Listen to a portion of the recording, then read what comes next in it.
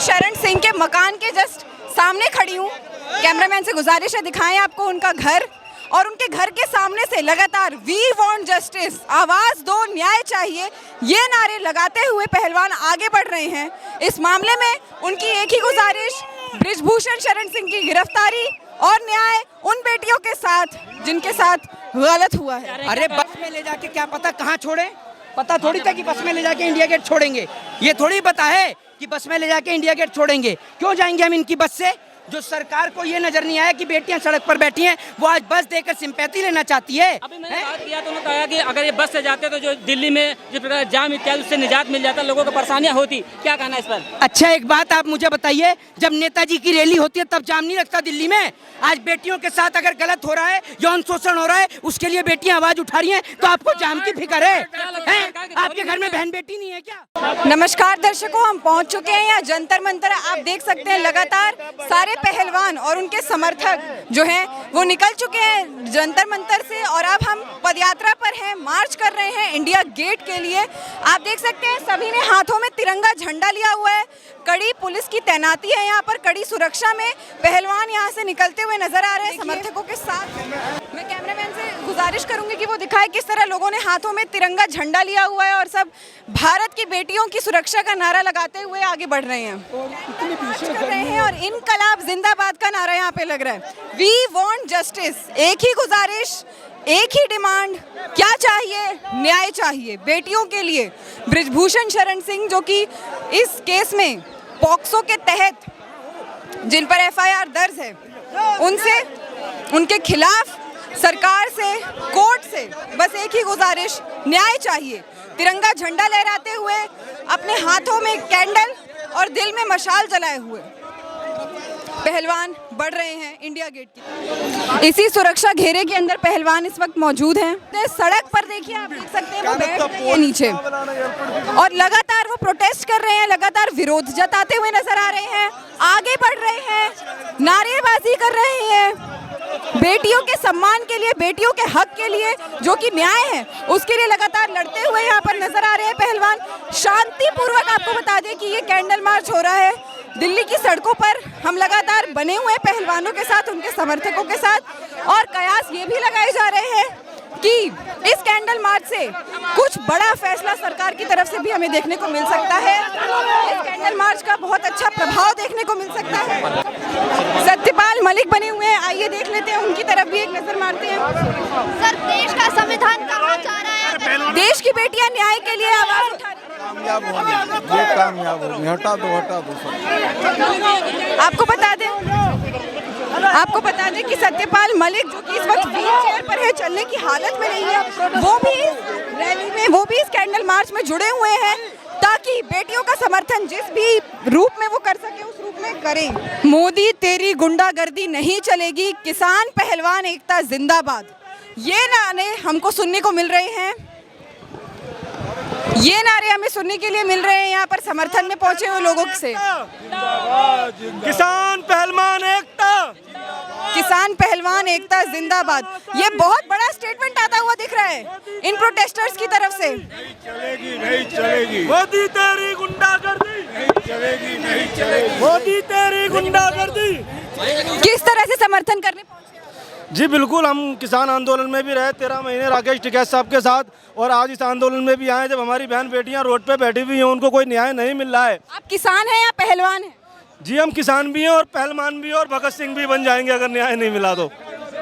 सत्यपाल मलिक भी आए हुए हैं यहाँ पे, बीजेपी की तरफ से गवर्नर रहे हैं सत्यपाल मलिक पर, लेकिन वो भी आज यहाँ बीजेपी के एक नेता के विरोध में यहाँ पर पहुंचे हैं। बीजेपी के नेता के विरोध में ही आंदोलन के सपोर्ट में आता है तो उसका स्वागत है, वो किसी भी पार्टी को आओ, उससे हमें कोई लेना देना नहीं है। वैसे हमारी बहन बेटियों को न्याय मिलना चाहिए, चाहे वो किसी भी समाज का हो, चाहे वो किसी भी मजहब का हो, सबका यहाँ पे स्वागत है। मैं कांग्रेस पार्टी से हूँ और किसान आंदोलन में भी हमने 13 महीनों का साथ दिया, उनका समर्थन दिया। आज हम इनके बहन बेटियों के आंदोलन में भी 1 महीने से जुड़े हुए हैं। आज अपना समर्थन देने के लिए कांग्रेस पार्टी की तरफ से हम उनको यह कर रहे हैं। धन्यवाद सर। मोदी तेरी गुंडागर्दी नहीं चलेगी, नहीं। आप देख रहे हैं जंतर मंतर से हम पहलवानों के साथ, उनके समर्थकों के साथ निकले हैं। एक ही नारा, मोदी तेरी गुंडागर्दी नहीं चलेगी, बेटियों को न्याय दो, ये नारा लगाते हुए, जस्टिस का नारा लगाते हुए, आवाज दो, न्याय चाहिए का नारा लगाते हुए बेटियों के समर्थक, पहलवानों के समर्थक, देश के किसान और तमाम जनता मौजूद है। और हम यहाँ पर पहुंचे हुए हैं और हम जा रहे हैं इंडिया गेट की तरफ। सत्यपाल मलिक भी इस हुजूम का हिस्सा हैं।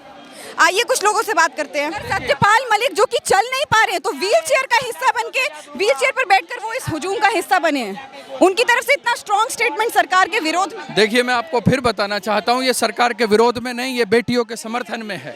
ये देश की बेटियों को न्याय दिलाने के लिए है, और ये हर उस बेटी के लिए न्याय है कि जो बेटियाँ आज कैमरा लेकर देश में घूम रही हैं या मजदूरी करती हैं, क्योंकि यदि इन बेटियों को न्याय नहीं मिलेगा, जो अंतर्राष्ट्रीय खिलाड़ी हैं, ये सरकार बेटियों की सुरक्षा में विफल रही है। निश्चित रूप से जो सरकार बेटी पढ़ाओ बेटी बचाओ का नारा देती थी, आज वो सरकार पोक्सो में एफआईआर होने के बाद भी बेटियों को 30-30 दिन में न्याय नहीं दिला पा रही है। और दूसरी तरफ जो अपराधी है वो ललकार रहा है, अपराधी सरकार के संरक्षण में है। और ये बात तो तब स्पष्ट हो जाती है जब अपराधी ये कहता है कि यदि मोदी जी या अमित शाह मुझसे कहते तो मैं इस्तीफा दे दूंगा। तो ये बात तो स्पष्ट है कि कहीं ना कहीं अपराधी को सरकार का संरक्षण है। लेकिन सरकार हमारी है, ये देश हमारा है, ये लोग आज हैं कल नहीं रहेंगे। मैं फिर बताना चाहता हूं कि तुमसे पहले जो शख्स यहाँ तक तो नशी था, उसको भी अपने खुदा होने पर इतना ही यकीन था, वो नहीं रहा। ये कौन?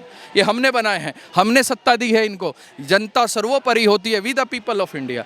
हम लोग हैं, हम हुकूमत देते हैं, सत्ता बनाते हैं, तो सत्ता कुर्सी से उतारना भी जानते हैं। ये बात स्पष्ट हो चुकी है मेरे देश में, और सारी दुनिया में आज हमारे देश की जो छवि है वो धूमिल हो रही है कि हिंदुस्तान में अंतर्राष्ट्रीय खिलाड़ी जो एक आरोपी सांसद है, देश में इतनी बड़ी जो है विरोध में बेटियों के सपोर्ट के लिए ये रैली, ये मार्च निकल रहा है, कैंडल मार्च निकल रहा है, और देश के प्रधानमंत्री इस वक्त देश में मौजूद नहीं है, वो दूसरे विदेश का दौरा कर रहे हैं।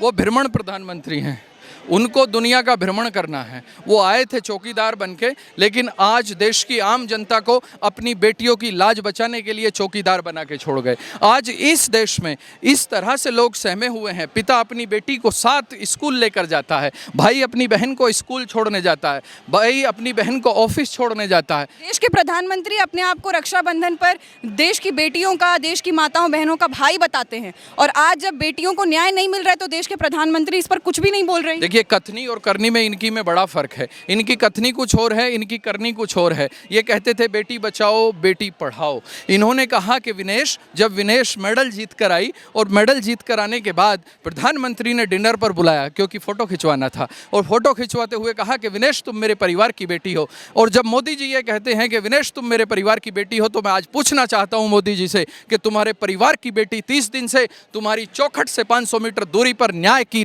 मांग कर रही है, 30 दिन से बैठी है, लेकिन तुम्हारे न कानों में आवाज़ जा रही है, न तुम्हारे मुंह में जबान रही है। किस तरह से आप ये देखते हैं, जब प्रधानमंत्री के परिवार की बेटी, विनेश को परिवार की बेटी कहा, उस बेटी को न्याय नहीं मिल रहा है, तो जो बेटी आज इस कैमरे को लेकर अपना संघर्ष कर रही है, कंधे से कंधा मिलाकर सबके साथ खड़ा होना चाहती है, उस बेटी को न्याय कहाँ से मिलेगा? मैं आपसे सवाल पूछना चाहता हूँ, जब आप घर से निकलते हो तो कहीं ना कहीं ये महसूस होता होगा, परिवार में भी ये डर है, हर परिवार में है। मैं फिर बता रहा हूँ, ये ऐसा संघर्ष है, ये ना नीतियों की लड़ाई है, ये ना कोई मांग है, ये लड़ाई है आबरू की। हिंदुस्तान में जब जब आबरू की लड़ाई हुई है, इतिहास हमारा साक्षी है। जब यहाँ द्रौपदी का चीरहरण हुआ तो महाभारत हुआ, जब यहाँ सीता का चीरहरण हुआ तो रावण जैसे अहंकारी का वध हुआ। मैं फिर बता रहा हूँ, ये ब्रजभूषण जैसे अहंकारी इस देश में नहीं रहेंगे, ये सलाखों के पीछे होंगे। लड़कियों को न्याय मिलेगा और ब्रजभूषण जेल के पीछे होगा, वो कितनी ही कोशिशें कर ले। आज सरकार की गोद में बैठकर वो पूरे देश को भ्रमित कर रहा है, कह रहा है मैं नार्को टेस्ट के लिए तैयार हूं, और गोदी मीडिया ब्रजभूषण को इस तरह से पेश कर रहा है जैसे ब्रजभूषण ने कौन सा नया तीर मार दिया है। मैं बताना चाहता हूं, 30 दिन पहले तो ये लड़कियां अपने आप कह चुकी हैं नार्को टेस्ट के लिए, लेकिन आज ब्रजभूषण मीडिया के सामने आकर और पूरे देश को बरगलाना चाहते हैं। पहले वो 15 रुपए का मेडल कहते हैं, फिर वो कहते हैं कि अगर मैं गलत साबित हो गया तो मैं खुद को आत्मदाह कर लूंगा, फांसी लगा लूंगा। फिर वो कहते हैं कि अब मैं नार्को टेस्ट के लिए तैयार हूं, बतौर अगर पहलवान भी तैयार हो तो। देखिए, मैं फिर बताना चाहता हूं कि जब उसने वो फांसी लगाए या वो कुछ करे, अब उसका मुंह काला हो चुका है, वो उसकी मर्जी, वो कैसे डूब के मरेगा। लेकिन हम ये बताना चाहते हैं, जिस आदमी ने इस मेडल की कीमत 15 रुपये लगाई है, जब ये देश के पहलवान या देश के कोई भी खिलाड़ी देश के लिए मेडल लाता है और जब खिलाड़ी को मेडल दिया जाता है तो उस समय हिंदुस्तान का तिरंगा ऊपर जाता है, मतलब हिंदुस्तान के तिरंगे की शान बढ़ाई जाती है। आज ब्रजभूषण ने 15 रुपये उस मेडल की कीमत नहीं लगाई है, हिंदुस्तान के तिरंगे की भी कीमत लगाई है, जो तिरंगा शान से ऊपर जाता है। और कहीं ना कहीं ब्रजभूषण ने पहलवानों का भी अपमान किया है, देश की बेटियों का अपमान किया है और भारत के तिरंगे का अपमान किया है। इसलिए आप लोग तिरंगा लेकर इस मार्च का हिस्सा बने हैं, तिरंगे का सम्मान बढ़ाते हुए, तिरंगे को भी बेटियों के समर्थन में दिखाते हैं। निश्चित रूप से तिरंगा हमारी जान है, तिरंगा हमारी शान है। बुजुर्गों ने अपना लहू देकर इसको बचाया है। आज यदि हमको अपना पसीना देकर संघर्ष करके इसको बचाना भी पड़े तो हम तैयार हैं, क्योंकि फिर मैं कह रहा हूं, हिंदुस्तान की संस्कृति जिंदा रहनी चाहिए। हम निकम्मी सरकारों की खराब नीतियां स्वीकार कर लेंगे, हम हर शोषण स्वीकार कर लेंगे, लेकिन जब देश की आबरू पर आंच आएगी, जब देश की बेटियों पर आंच आएगी तो हम इसको कभी भी स्वीकार नहीं कर सकते और इसको हिंदुस्तान स्वीकार नहीं करेगा। ब्रजभूषण को आज नहीं तो कल सलाखों के पीछे होना होगा। ये हमारा संघर्ष, हमारा इतिहास गवाह है। हम वो लोग हैं जो 13 महीने सड़कों पर बैठे और देश का वक्त का निज़ाम ये कहता था कि ये तीनों कानून किसानों के हित में हैं, लेकिन 13 महीने बाद माफी मांग के वापस लेने सरकार को घुटने टेकने पड़े। और देखिए लगातार यही किसानों के साइड से, चाहे जो यहाँ पर प्रोटेस्टर्स पहुंचे हुए, समर्थनकर्ता पहुंचे हुए हैं, उन सब के साइड से लगातार यही बात सामने आ रही है, उन सभी के पक्ष से यही सुनने को मिल रहा है कि जब किसानों के आगे ये सरकार घुटने टेकने पर मजबूर हो गई तो बेटियों के समर्थन में उतरे देश के हुजूम के आगे भी सरकार को घुटने टेकने होंगे, ब्रिजभूषण शरण सिंह की गिरफ्तारी के साथ। मोदी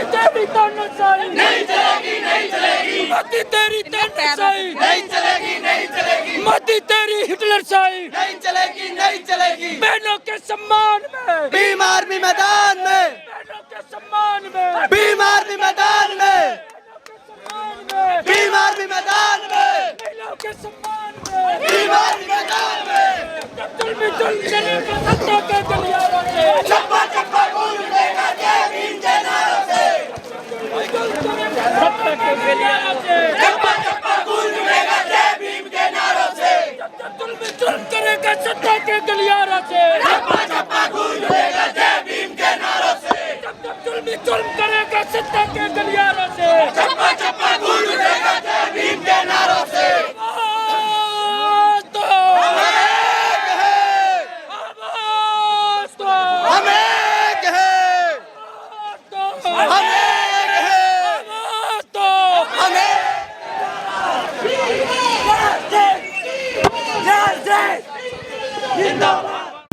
चलते चलते जंतर मंतर से निकलने के बाद लगातार नारेबाजी करते हुए ये जो हुजूम है जनता का, ये जो हुजूम है किसानों का, समर्थकों का, पहलवानों का, बेटियों का और जनता का, देश की जनता का, जो जंतर मंतर से निकला था, अब वो पहुंच चुका है इंडिया गेट, जो उनकी मंजिल थी, जो उनका मकसद था।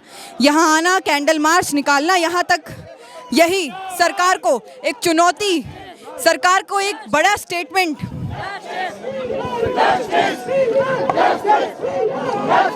कि वी वांट जस्टिस।